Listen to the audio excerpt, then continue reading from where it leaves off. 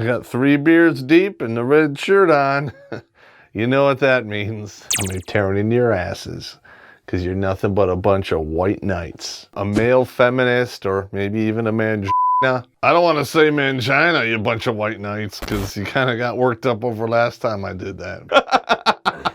I'm gonna bust out your tricks. And then perhaps maybe you'll stop. With that being said, let us begin.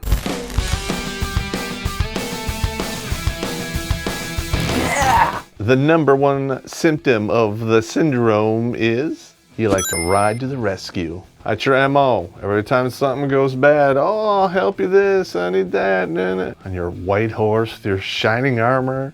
Yeah, you know who you are.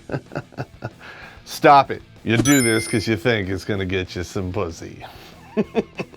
Not. You guys have this neurosis that you need to pee-pee. Like protect and provide attention, not actual pee-pee, but that's a neurosis too, but you attract women in distress. All these women, major issues going on. Major issues? Yeah! You're expending all this energy to save them from problems that they created themselves. And it's all their fault. And don't you dare tell them it is, because they don't want to hear the truth. This is not your job. It's like self-inflicted. It's like you shoot yourself in the foot and yell for help. Shut your hole. You already have a job. Now I understand you're looking to get a blow job. Your electric bill's late? I understand. There's women out there who are actually looking for suckers like you, because they're gonna ram their hand right up your slot B and turn you into a sock puppet that writes the checks. Oh my God, what an idiot. All right, I'm gonna give you some examples here. There's just a few. There's a lot more out there that work in the sex industry. Their problems are all self-induced, and unless they're pick the meat off the bone ugly, you need $300. Put an ad on Craigslist. Why don't you just go suck 6 dicks? You don't need to ride to the rescue for them. They did it to themselves. Single mothers, most of the time they're single mothers because they chose to be that way. It kind of pissed me off a little bit, and most of them get so fat you could slap them and ride the wave right into the beach. Are you in yet?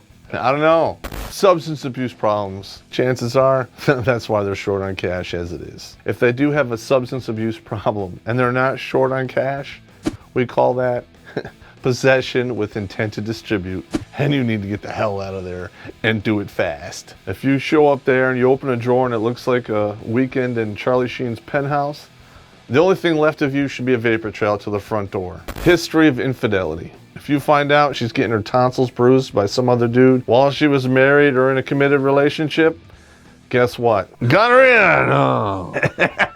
That behavior is never going to change. Don't bet against someone's nature, because the scorpion will always sting the frog, and then they both die. Sink or swim, Darwin works in the end.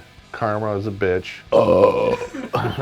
If you are willing to accept and stay in the friend zone, guess what you are? You are in a plane, the engines have failed, and you're riding it in all the way to the scene of the crash, and no one's gonna care because you did it to yourself. You're a white knight, simp, mangina. That's so mean but true. Real men don't hang out in the friend zone, at least not for long anyway. 4 beers deep, gentlemen. We don't accept being a satellite in pussy orbit. At one point we just say the hell with it and we burn up on re-entry, and that's just the way it is. If you're willing to stay in orbit indefinitely, you're gonna be labeled gay by proxy. Your slot B will fail all crash test simulations. You're a white knight and you think chivalry, I spelled it wrong, so F off. You believe chivalry is for women.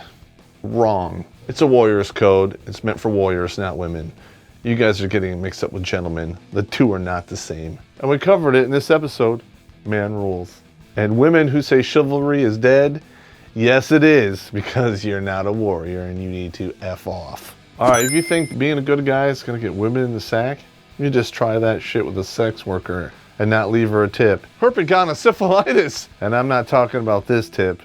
I'm talking about this tip. Being a nice guy is going to get you sacked. Get spat on, shat on. You're going to get kicked into the corner like a mangina. And your checking account reduced to 0. Why don't you just go suck 6 dicks? The white knight syndrome is basically a product of men being raised by women. The inverse of that is the princess syndrome, where women are being raised to think they're princesses. This is where an abundance of our horse chicks are coming from. They're used to riding their animals into the ground, whipping them to death, and having some mangina shovel out the stalls. We're not knights, we're not princesses, we're people. Winning! I'm gonna pull out some terms here, and some of you are gonna get upset. You have a Polaroid of what? Oh my God, I'm out of here. Nerds, geeks, beta males, and omegas. Hey, at one point or another in our lives, we fell into this criteria. But in today's day and age, a lot of these men here are having a hard time breaking away from these categories. If you don't know how to interact with people, you can have a whole life on the internet now with porn and masturbation and World of Warcraft. Have a job and eat nothing but Funyuns for breakfast, lunch, and dinner. I don't know. Just say no. You can say no to everything until they earn it. And that's the difference between a white knight and a guy with money in his pocket. And you can take that to the bank. Being a white knight is actually a game of diminishing returns. Kind of like feminism, because you're putting in a lot of resources and you're not getting anything back. The older you get, the less you got, and the more pissed off you become.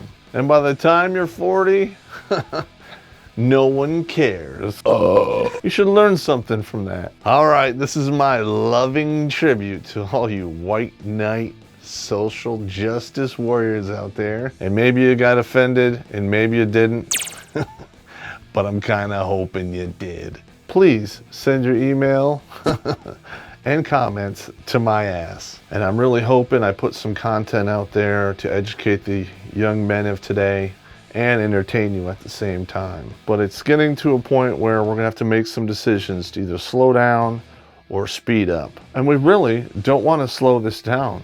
We wanna keep this going for you guys out there. And in order to do that, we're gonna need your help. We're gonna put a link to our Patreon account because we can really use your assistance to keep this rolling. And I think the message is priceless. We were gonna just throw some t-shirts together, but we really didn't know how many people would be willing to wear a t-shirt that said gonorrhea on it. Gonorrhea, no. So send us what you think should be on a t-shirt in the comments below and make them juicy. At Redonkulous, what we really put out, a lot of it's the truth. Is it politically correct? Hell no. But is it politically direct? Hell yes. Please hit the subscribe button, because this information here actually will help you get some pussy. Winning!